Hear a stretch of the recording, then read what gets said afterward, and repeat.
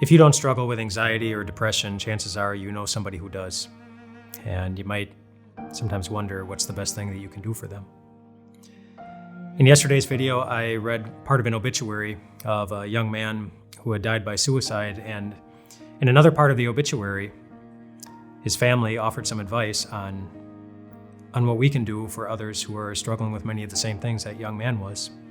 And so among many other things, they said this as part of the obituary. First of all, they said there are no easy fixes, but there are places to start. Become informed about whatever it is that's plaguing them. Educate yourself about the types of things that people go through, how hard they are. Share your knowledge with other people, because chances are other people are asking the same things. Become a mentor to somebody who's going through something rough, especially children. They often need someone to look up to. Offer emotional support to people in difficult situations. Provide respite to people who are overwhelmed and not quite knowing what to do. And then here's the key line at the end. After it offers all of this advice, and there are many other things in there, but he said, and do any and all of these things with no expectations, understanding you will be climbing uphill for much of an uncertain journey.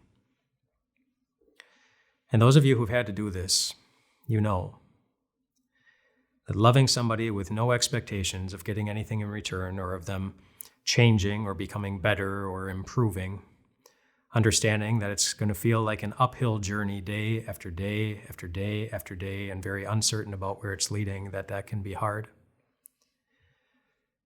It's hard to show the world the heart of Jesus, because that is exactly what he did for us. In Mark chapter 10, Jesus said it this way. He said, "For even the Son of Man did not come to be served, but to serve, and to give his life as a ransom for many." Now, he had expectations. He expected that the people he loved were going to ignore him. He expected that the people he came to save were going to pound nails in him. He expected that the people he longed to spend eternity with were going to kill him. That's what he expected. And yet one day he climbed up a hill anyway, knowing exactly what would happen. He would die. We would be forgiven. And you would be given the right to walk through life expecting that you will receive the very best that God can ever give. And if he has given nothing less than his entire life to give you heaven, and the people you love heaven, then you can remind the people you love that they have the right to expect that he will be with them too, day by day.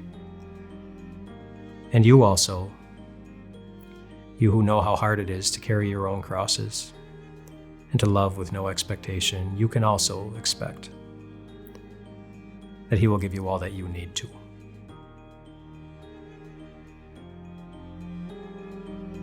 Hey, what's up everyone? Pastor Mike here from Time of Grace. Thanks so much for checking out this podcast. We certainly would love this message to reach more and more people. So if you wouldn't mind rating and reviewing this podcast, it would bring it to more people's eyes, and we pray this message into more people's hearts. Thanks for your support, and we'll talk to you soon.